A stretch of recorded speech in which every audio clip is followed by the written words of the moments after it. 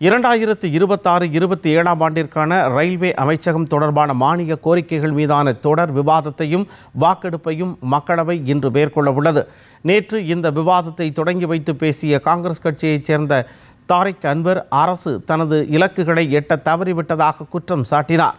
அம்ரித் பாரத் நிலைய திட்டத்தின் கீழ் 1337 ரயில் நிலையங்களில் 160 நிலையங்களில் மட்டுமே மறு மேம்பாட்டு பணிகள் நிறைவடைந்துள்ளதாக தாரிக் அன்வர் குறிப்பிட்டார்.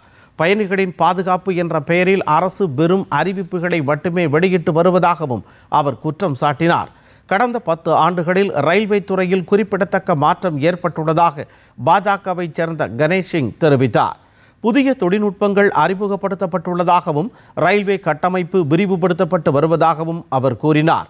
2013-14 ஆண்டில் வெறும் 63,000 கோடி ரூபாயாக இருந்த ரயில்வே பட்ஜெட் தற்பொழுது 2,78,000 கோடி ரூபாயாக உயர்ந்துள்ளதாக அவர் மேலும் கூறினார்.